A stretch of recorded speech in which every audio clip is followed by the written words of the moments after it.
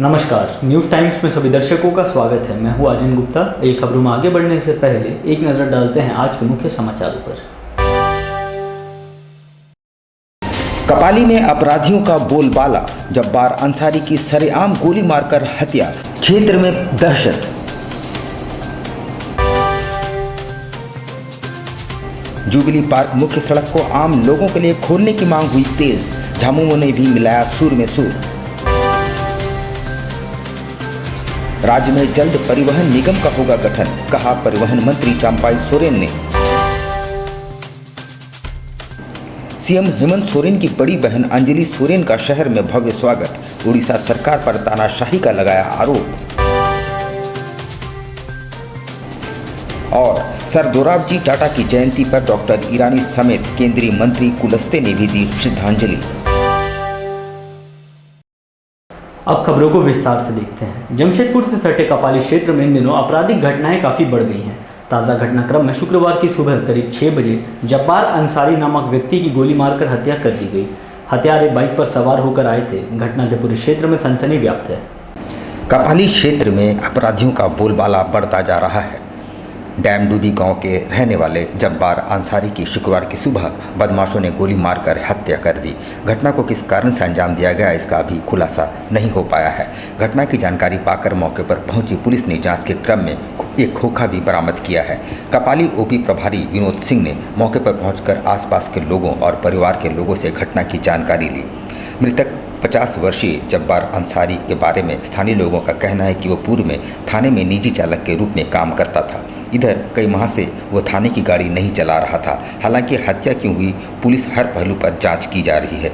वैसे आपको बता दें कि कुछ दिनों पूर्व ही कपाली ओपी क्षेत्र के हंसा डुगरी निवासी होटल संचालक शमीम अहमद की भी अपराधियों ने गोली मारकर हत्या कर दी थी।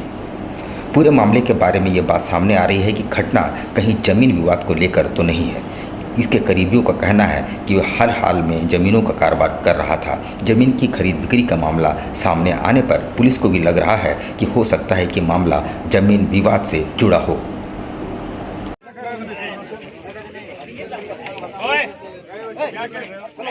जब्बार अंसारी डैमडूबी का है, पान खा लौट रहा था, उसको मोतीराम घर के सामने गोली मार दी। हाँ, उसी से उसको जुबली पार्क की मुख्य सड़क को बंद कर दिए जाने के बाद टाटा स्टील प्रबंधन पर अब चौतरफा हमला आरंभ हो चुका है। सबसे पहले भारतीय जनतंत्र मोर्चा ने आवाज़ उठाई, उसके बाद अन्य राजनीतिक दलों ने भी इस पर आपत्ति प्रकट की। शुक्रवार को झारखंड मुक्ति मोर्चा द्वारा भी प्रदर्शन किया गया और सड़क को आम जनता के लिए अविलंब खोलने की मांग की गई। जुबली पार्क मुख्य सड़क को खोलने की मांग अब झामुमो ने भी उठाई है। शुक्रवार को पार्टी द्वारा रैली निकाली गई और जमकर नारेबाजी की गई। इस दौरान उन्होंने जुबली पार्क के गेट पर प्रदर्शन भी किया। वहीं उन्होंने कहा कि जुबली पार्क के बीच से गुजरने वाली सड़क साक्षी क्षेत्र को सीधे सोनारी इलाके से जोड़ती है और सड़क को संपूर्ण बंद करने से सोनारी से साक्षी आने वाले लोगों को काफ़ी परेशानियों का सामना करना पड़ रहा है, जिस कारण इसे खोलना जरूरी है। जुबली पार्क खोलना होगा, इसका प्रबंधन की मनमानी नहीं चलेगी, नहीं चलेगी, नहीं चलेगी। इसका प्रबंधन की मनमानी नहीं चलेगी, नहीं चलेगी, नहीं चलेगी। जुबली पार्क इसका प्रबंधन है, जुबली पार्क खोलना होगा, खोलना होगा, खोलना होगा। जुबली पार्क आज हम लोग झारखंड मुक्ति मोर्चा जमशेदपुर नगर समिति के तरफ से विगत 2 साल से जुबली पार्क बंद होने के कारण यहाँ बहुत सारे लोगों का परेशानियाँ हो रही है और ख़ास करके जुबली पार्क जमशेदपुर शहर का एक प्रतीक चिन्ह जैसा है। जो जमशेदपुर में बाहर से जो भी लोग आते हैं वे लोग जमशेदपुर के साथ साथ जुबली पार्क को देखना चाहते हैं। और जुबली पार्क ऐसे जगह में स्थित है क्योंकि पूर्वी सिंहभूम जमशेदपुर शहर को छोड़कर पूरे क्षेत्र ग्रामीण क्षेत्र है। यहाँ ग्रामीण क्षेत्र में बच्चों का, बूढ़े बुजुर्ग का मनोरंजन का कोई साधन नहीं है। गांव देहात में जो स्कूल के शिक्षक लोग बच्चे को मनोरंजन कराने के लिए वो जमशेदपुर लाकर जुबली पार्क दिखाते हैं। साथ ही साथ यहाँ में बूढ़ा बुजुर्ग जो है वो लोग मॉर्निंग वॉक करके, इवनिंग वॉक करके अपने स्वास्थ्य लाभ लेते हैं। क्योंकि बाहर इतना ट्रैफिक होता है कि वो लोग बाहर में कहीं घूमने के लिए वो लोग को परेशानी होती है। और ये जुगली पार्क सेफ जगह है, इसलिए बूढ़ा बुजुर्ग लोग आकर यहाँ टहलते हैं, बाल बच्चे लोग यहाँ आके जो है खेलते हैं। साथ ही साथ जमशेदपुर शहर के लोग काफ़ी बिजी रहते हैं, उनको बाल बच्चों के साथ में समय पार करने का मौका नहीं मिलता है। बहुत जल्द राज्य में परिवहन निगम का गठन होगा। इस दिशा में प्रक्रिया आरंभ कर दी गई है। इससे राज्य भर में परिवहन व्यवस्था में सुधार आएगी। उक्त बातें राज्य के परिवहन मंत्री चंपाई सोरेन ने कही। वे अपने नगर प्रवास के क्रम में मीडिया से बातचीत कर रहे थे। इस दौरान उन्होंने परिवहन विभाग में किए जा रहे बदलाव पर कहा कि उनकी प्राथमिकता है कि परिवहन निगम का गठन करे और राज्य भर में परिवहन व्यवस्था को दुरुस्त करे। वहीं उन्होंने कहा कि आगामी दिनों में ग्रामीण क्षेत्रों के छात्रों के लिए यातायात की सुगम व्यवस्था बहाल की जाएगी, ताकि ग्रामीण इलाके में निवास करने वाले छात्रों को शहर आकर शिक्षा ग्रहण करने में असुविधा न हो। वहीं जिले के गालूडी इलाके के कासीडी गांव में बनने वाले परिवहन ट्रेनिंग स्कूल के निर्माण कार्य अधर में लटकने के मामले पर कहा कि पूर्ववर्ती सरकार को इस निर्माण कार्य को करने से पूर्व ग्राम सभा से सहमति लेनी चाहिए थी। जो सब अपना विभाग की ओर से ही हम लोग करेंगे और परिवहन निगम जो नहीं है, निगम को भी हम गठन करेंगे। दादा बहुत आना पहले से हमारा सोच है कि हम यातायात का सुविधा इस झारखंड प्रदेश में लाएंगे। ग्रामीण क्षेत्र से लेके शहरी क्षेत्र का एक जो दूरी है उसको हमने समाप्त करेंगे। ऐसे यातायात का व्यवस्था किया जाएगा। ये कोरोना काल के चलते हमारा इस काम में थोड़ा देरी तो हुआ है, लेकिन उसको अभी हम तेजी कराने जा रहे हैं कि ग्रामीण क्षेत्र से शहर आने में किसी प्रकार का यातायात का असुविधा नहीं। विशेष करके जो स्टूडेंट है, जो मैट्रिक करने के बाद जो यहाँ से 40-50 किलोमीटर दूर में गांव से जो मैट्रिक किया बच्चा, वो कॉलेज तो शहर में है और वहां से साइकिल से संभव भी नहीं है। और किसान परिवार का विद्यार्थी है, वो यहाँ पर रेंट में रह के भी तो नहीं कर सकते। इसीलिए उस चीज को दूर करने के लिए ये परिवहन विभाग और हेमंत सोरेन का सरकार निश्चित उसको दूर करेंगे, ताकि उस विद्यार्थी को कॉलेज आने तक साथी का व्यवस्था। इन दिनों सीएम हेमंत सोरेन की बड़ी बहन अंजलि सोरेन सुर्खियों में बनी हुई है। अंजलि सोरेन उड़ीसा में झारखंड मुक्ति मोर्चा की प्रदेश अध्यक्ष हैं। वे वहां उनकी गिरफ्तारी और रिहाई के बाद उड़ीसा की राजनीतिक हवा काफ़ी गर्मा गई है।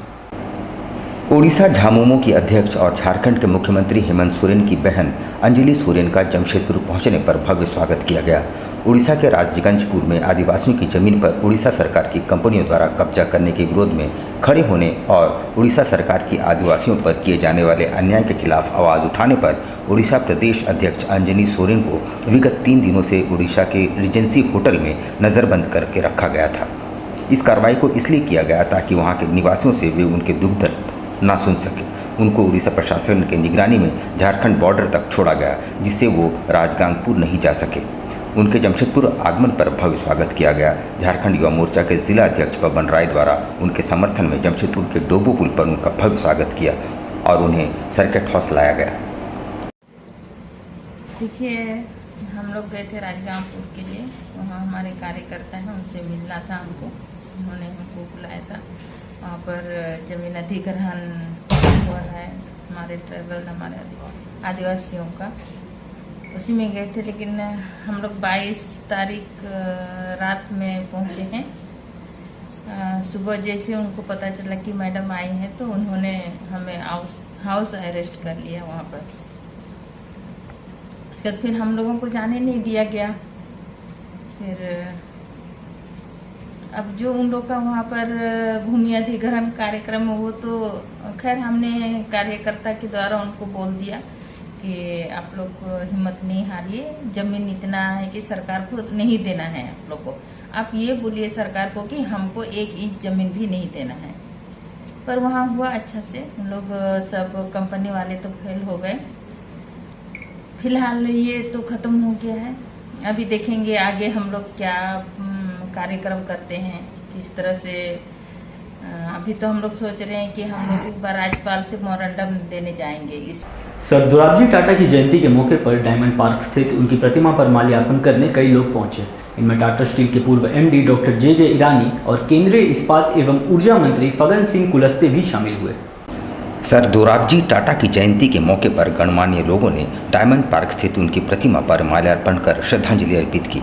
हालांकि कोरोना प्रोटोकॉल की वजह से वहां भीड़ नहीं जुटी और मीडिया को अनुमति नहीं दी गई। टाटा स्टील के पूर्व एमडी डॉक्टर जे ईरानी, डेजी ईरानी के अलावा केंद्रीय इस्पात एवं ऊर्जा मंत्री फग्गन सिंह कुलस्ते ने भी उनकी आदमकद प्रतिमा पर माल्यार्पण करते हुए श्रद्धासुमन अर्पित की।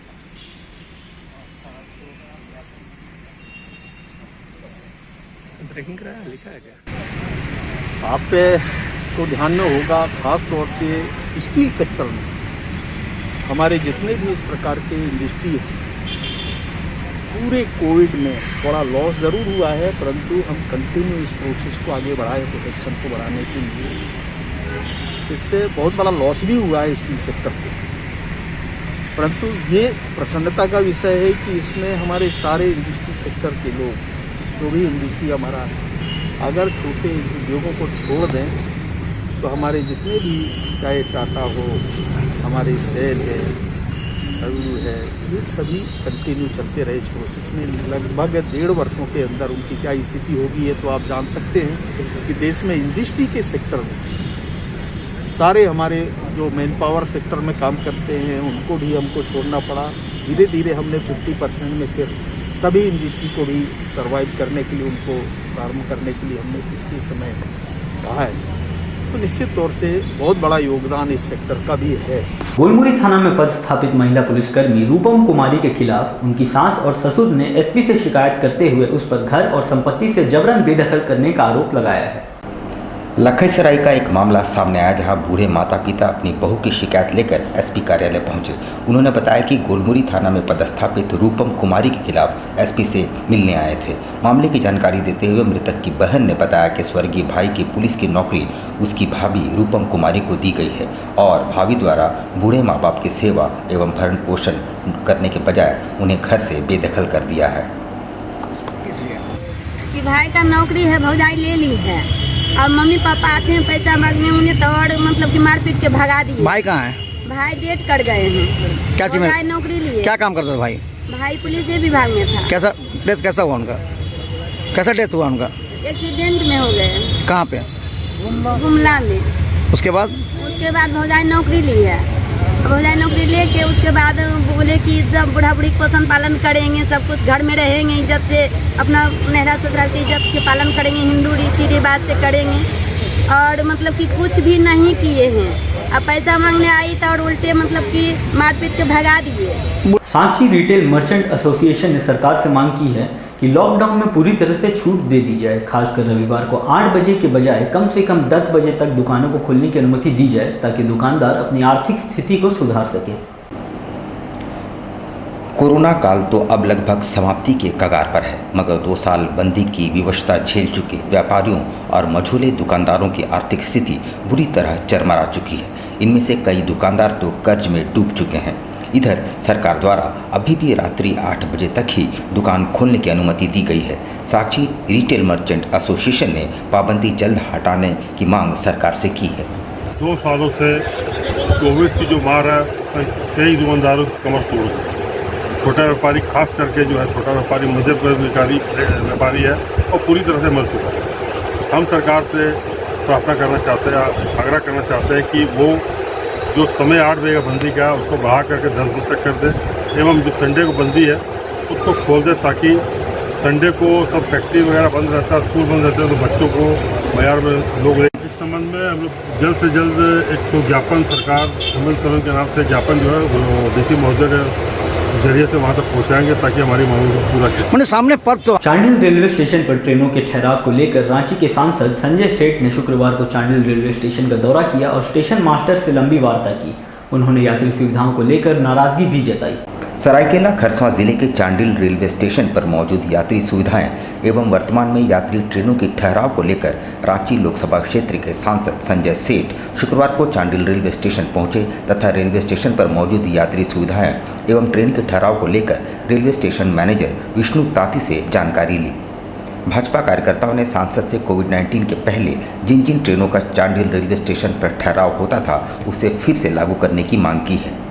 स्टेशन मैनेजर विष्णु ताती ने सांसद को बताया कि कोविड-19 के पहले चांडिल रेलवे स्टेशन पर 18 जोड़ी यात्री ट्रेनों का ठहराव होता था, जबकि वर्तमान में मात्र 5 जोड़ी ट्रेनों का ही ठहराव हो पा रहा है। चांडिल रेलवे स्टेशन से 200 से ज़्यादा मालगाड़ी ट्रेन गुजरती है। वहीं रेलवे स्टेशन स्थित हॉस्पिटल में फिलहाल कोई डॉक्टर नहीं है।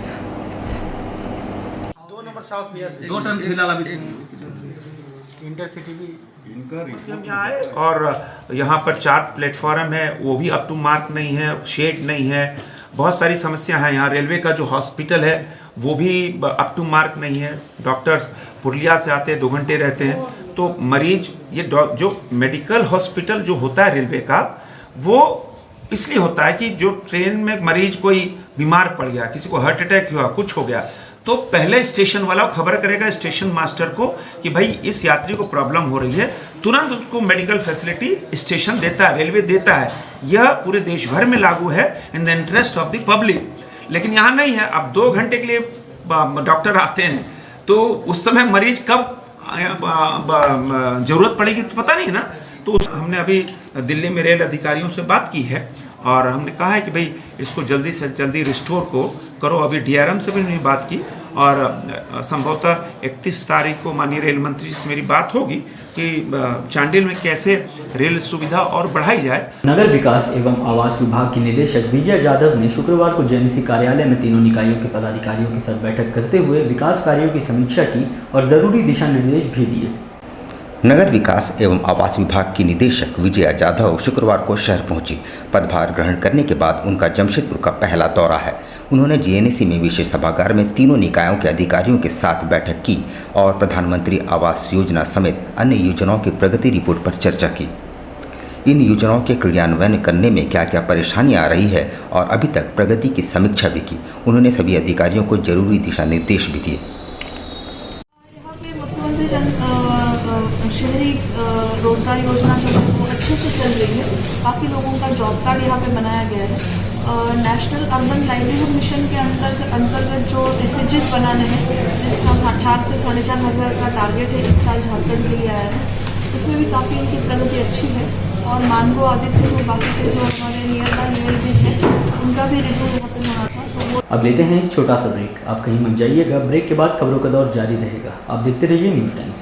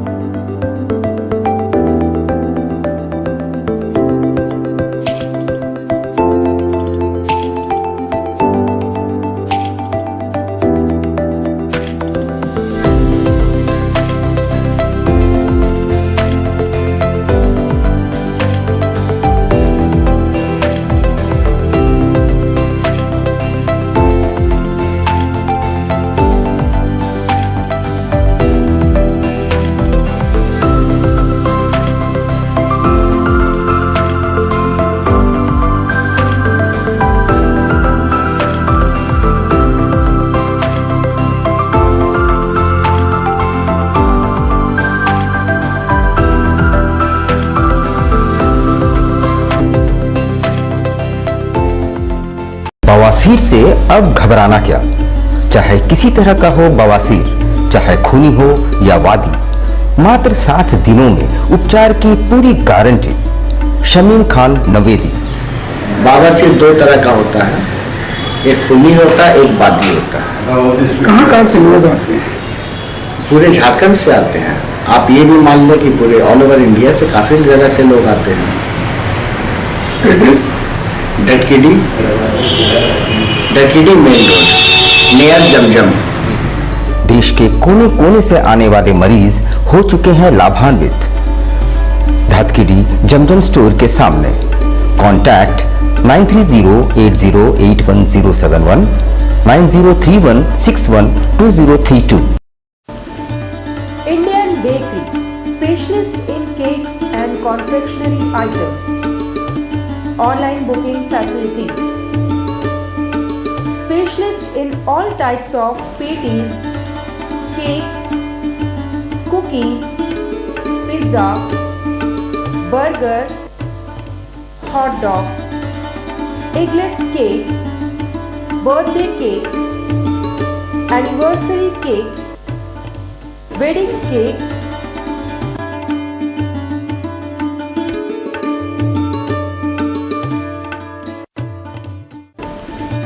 cream rolls, fruit cakes, all types of biscuits, marriage anniversary cakes, and school order specialists. Please do visit with your friends and family.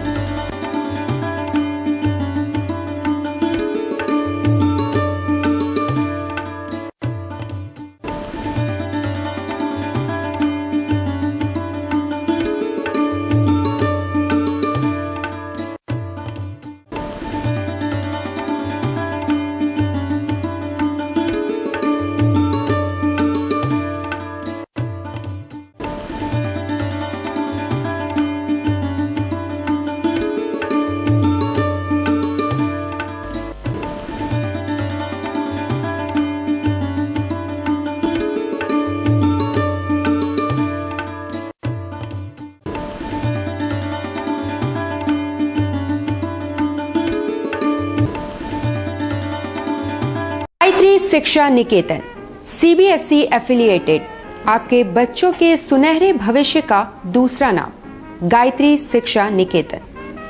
शिक्षा के क्षेत्र में उत्कृष्ट प्रदर्शन के लिए राष्ट्रीय एवं राज्य सरकार से सम्मानित विद्यालय, जहां होता है आपके बच्चों का सर्वांगीण विकास। गायत्री शिक्षा निकेतन उच्च स्तरीय और आधुनिक उपकरणों से lace computer lab, science lab, आधुनिक क्लासरूम्स। गायत्री शिक्षा निकेतन